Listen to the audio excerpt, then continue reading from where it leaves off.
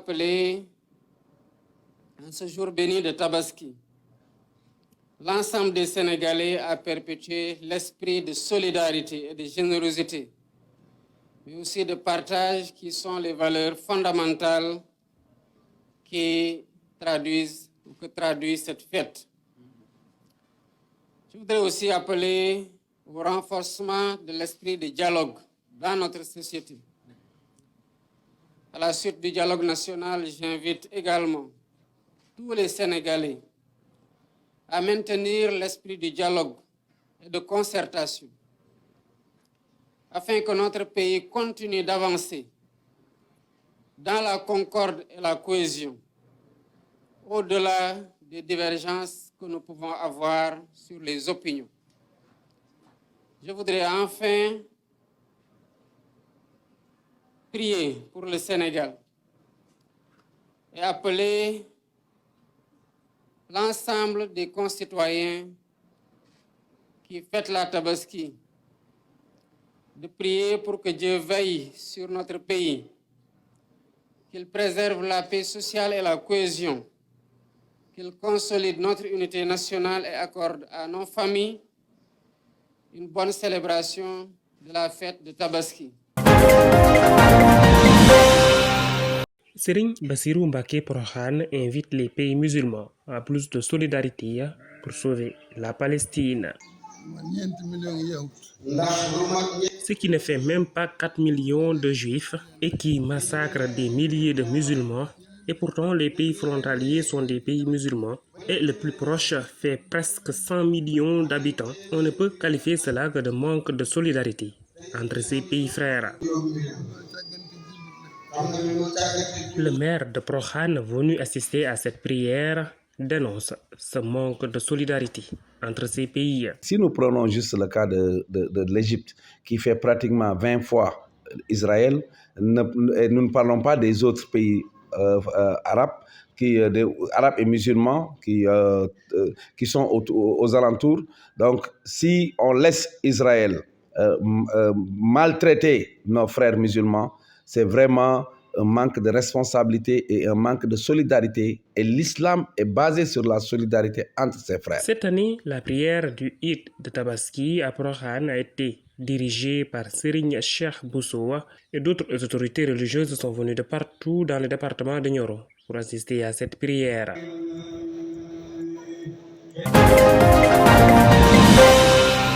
Le point culminant, c'était donc, comme adressé encore, l'unité des musulmans, l'unité des Sénégalais, la cohésion sociale. Vraiment, c'est déplorable.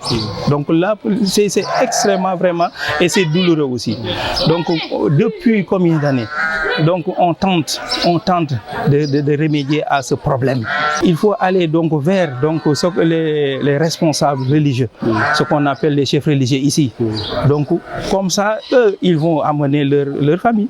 Parce que donc ceux qui doivent parler donc au nom de l'islam ne parlent pas. Ils ont peur des réseaux sociaux. Dès que quand tu donnes tes idées, et donc il y a, comment adresser encore, avec les insultes et tout ça, ils ont peur. Et maintenant ça dit au Sénégal, comme je le disais en Wolof, c'est ici que donc l'électricien donc a son idée pour donc la chirurgie.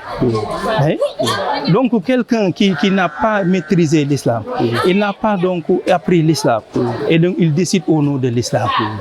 Et ce que je déplore, il faudra que vraiment les gens se ressaisissent. Il faudra qu'on se ressaisisse, mon frère. Donc là, on commence à perdre vraiment donc nos valeurs. Voilà. Dans la sous-région, même dans le monde. Comme à l'accoutumée, la grande mosquée de Kolda a refusé du monde. Sauf que derrière cette forte affluence, toute classe sociale confondue, se cache une triste réalité sur fond de crise sociale qui prend des proportions inquiétantes et menace la paix et la cohésion sociale. Dans son sermon, l'imam Ratib de Kolda, Thierno Alassane Tall, invite les fidèles à redoubler d'efforts dans l'éducation des jeunes en se servant des valeurs et préceptes de l'islam comme référence. On prêche venu à son heure selon Moustapha Ndiaye, gouverneur de la région de Kolda. Il a rappelé les préceptes de l'islam, mais également invité les fidèles musulmans, les Sénégalais, à s'inspirer, a tiré la leçon du sacrifice d'Abraham pour une meilleure stabilité. Il a insisté également sur la nécessité, l'impérieuse nécessité pour les parents, pour la nation, de renforcer l'éducation des jeunes, parce qu'une jeunesse bien éduquée peut nous valoir des satisfactions dans le futur. La préservation de la paix, la stabilité et la concorde nationale incombe à chaque citoyen, poursuit l'imam Thierno Alassane Tall dans son adresse aux fidèles. Un chapitre qui a servi de prétexte idéal pour le gouverneur de Kolda, Moustapha Ndiaye, pour inviter les jeunes à renoncer à la violence dans les stades. Le mouvement Navétane à l'origine est fait pour vraiment raffermir les relations entre les jeunes, pour animer nos quartiers, pour permettre à ces jeunes-là d'avoir un cadre d'épanouissement. Les Navétanes ne doivent pas être émaillés de violence. Je prie que à Kolda, on passe de Navétane sans violence et que à la fin, au mois d'octobre, quand même, l'ensemble des acteurs puissent rentrer tranquillement dans les établissements scolaires. L'imam Ratib de Kolda, Thierno Alassane Tall, a également prié pour l'abondance à l'issue de la présente campagne agricole, pour un Sénégal de paix et pour la réussite des nouvelles autorités du pays dans leur noble et exaltante mission. Je suis comblé d'entendre aujourd'hui l'imam parler du manque de repères des enfants, mais aussi le retour à l'unicité de Dieu, ce qu'il a appelé le tawhid. À part cela, avant cela, je voudrais saluer toute la population de Pikine, l'imam Ratib, mais aussi tous les imams, leur souhaiter une très bonne fête d'Aïd el-Kabir, qui est une fête de dévotion, mais aussi de soumission à Dieu. Ce qu'on a appris, c'est que le prophète Ibrahim alayhi salam a voulu, en tout cas, immoler son fils parce qu'il avait promis au bon Dieu. Ça, c'est des valeurs que tout musulman doit adopter. Et dans le sermon de l'imam, on a pu entendre des choses qui nous intéressent, nous, autorités. C'est le retour à Dieu, mais aussi le retour au bon repère. Il a dit que les enfants n'ont plus de repères maintenant. Ça aussi, qu'est-ce qui va, en tout cas, corriger ça? C'est la bonne éducation. Le mot de l'imam sur le thème de la Tabaski, plus précisément les vertus de la Tabaski, il est revenu de fond en comble sur l'histoire du sacrifice d'Abraham, qui nous enseigne les devoirs du musulman, plus précisément l'adoration du père envers son fils, et aussi l'adoration de l'époux à travers l'acceptation donc de l'époux par rapport à la recommandation d'Allah subhanahu wa ta'ala à son mari Ibrahim de prendre son fils comme sacrifice. Donc ça nous montre vraiment l'acceptation de la Marie par rapport aux instructions de son mari. Et aussi, le fils aussi a accepté que son père lui prend comme sacrifice. Donc, tous ces enseignements-là donc, nous a vraiment reconfortés par rapport au sermon de l'imam, de façon générale. Donc, la leçon à tirer, c'est que nous, en tant que musulmans, nous devons quand même, nous,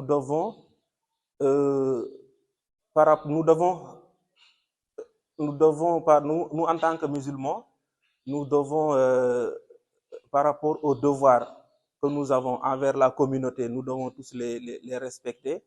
Le devoir du mari envers son fils, et aussi le devoir du fils envers son papa. Je pense que ça, l'imam est revenu de fond en comble. Donc, par rapport à ces enseignements, je pense que les fidèles vont vraiment prendre bonne note du sermon, et tout ça, c'est au bénéfice de la communauté, c'est au bénéfice du monde musulman, pour un paix intérieur et un paix vraiment mondial. Merci beaucoup. Les premiers mots qui me reviennent, c'est des mots de satisfaction. Satisfaction vu la mobilisation de la communauté de Tandouk pour venir fêter aujourd'hui la fête de Tabaski. Nous avons vu la mobilisation des jeunes, mais de tous les citoyens de Tandouk. Certains sont venus de France, d'autres du Bénin et d'autres de l'intérieur du pays pour communier ensemble. Et je pense que cela est parti en concordance avec le message de l'imam d'aujourd'hui qui parlait d'unité, qui parlait de solidarité. Et cela s'est vu avec l'engagement aussi de la jeunesse. Venir fêter au niveau de son terroir fait partie de la croyance en Allah. Et c'est ce que beaucoup de croyants musulmans de Tandouk ont fait en revenant au Bercail pour fêter ensemble la fête, avec la présence de l'autorité, le représentant de l'État, le sous-préfet, et aussi des cadres du village qui sont là aujourd'hui. C'est un motif de satisfaction et c'est l'occasion également de demander pardon et de pardonner également. Parce que lorsqu'on dirige, certainement, il y aura des péchés, mais cela relève de l'humain. Et nous demandons pardon et nous pardonnons toute la population de la commune et toute la Oumma islamique. Nous le souhaitons une bonne fête de Tabaski 2025.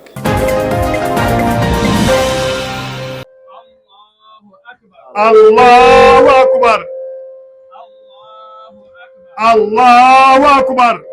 L'appel à la paix et à la tolérance, des mots qui marquent la célébration de la fête de Tabaski à Matam. Chefs religieux, autorités administratives ont partagé le même tapis de prière. Dans son prêche, l'imam Ratib Tcherno Alassane Fall a formulé des prières pour un Sénégal paisible et indivisible. En cette journée de l'Eid al-Kabir, nous prions pour un Sénégal de paix et nous prions aussi pour les nouvelles autorités pour qu'ils puissent accomplir leur mission. Dans la circonscription de Agnam Sivol, plus précisément à Agnam Godo, premier village du Fouta, l'imam Ratib a appelé les fidèles musulmans à prier pour la libération de Farbongom Essi. Et il déplore l'arrêt des travaux du forage entamés par le maire des Agnam. En cette journée de prière, nous prions pour la libération de Farbongom. C'est quelqu'un qui a beaucoup contribué ici à Agnam Godo. C'est lui qui a entamé les premiers travaux. Et comme vous le voyez, aujourd'hui les travaux sont aux arrêts. En dehors de Matam commune, les localités religieuses de Boinadji, Chilon, Mogo Tafsir Balla et Dumgo Oura Alpha, où réside le patriarche des chefs religieux de la région de Matam, ont prié pour un Sénégal de paix.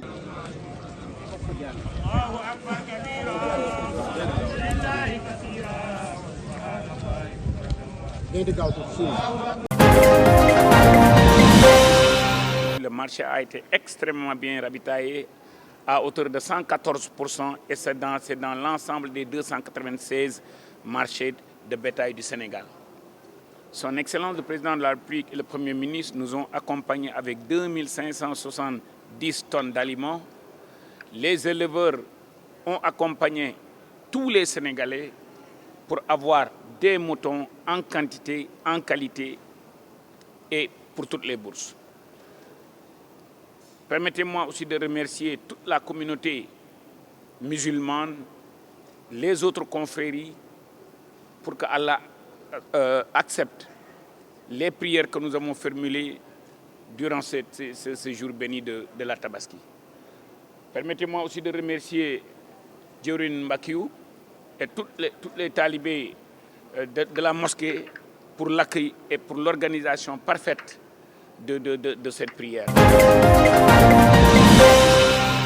Je pense que ce que Serigne Moustapha Ibn Serigne Abdou Khadr a dit aujourd'hui peut se résumer essentiellement autour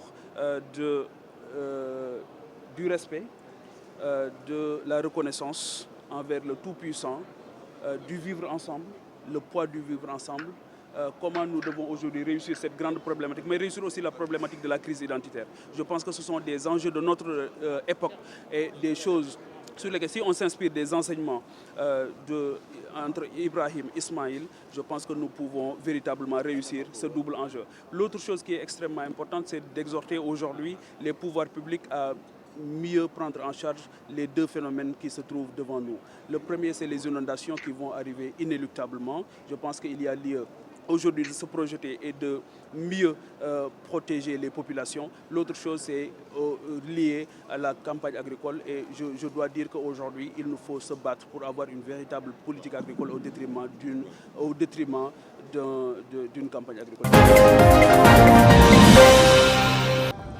Comme à toute pareille occasion, Serigne Khadim Mbacké Astako a été accompagné de sa demeure à la mosquée par des chants de Khassaïd de Serigne Touba.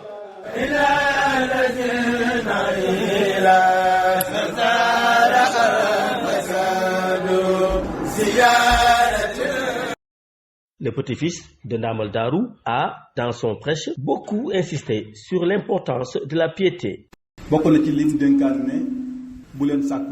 Parmi les recommandations de Serigne Touba, on peut noter le fait de ne pas rechercher les honneurs au point de négliger la crainte de Dieu. La piété est synonyme d'honorabilité.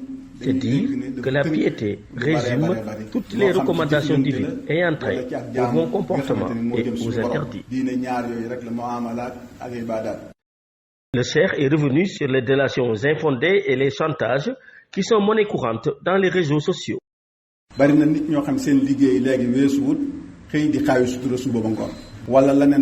Nombre de gens ne s'occupent qu'à dénigrer leurs semblables dans les réseaux sociaux. Du matin au soir, beaucoup de personnes ont tout perdu du fait de ces actions, telles que des audios fuités et autres, sans compter les chantages qui constituent de graves péchés. Beaucoup d'accidents et de décès prématurés sont du fait de ces pratiques. Le marabout a dissuadé les fidèles à divulguer des confidences. Pour lui, s'il est louable de garder certains secrets, il est tout autant indiqué de dénoncer les faussaires tels que ceux qui détournent les fonds publics. Le petit-fils de Serigne Touba n'a pas laissé les fidèles indifférents qui se sont manifestés ça et là.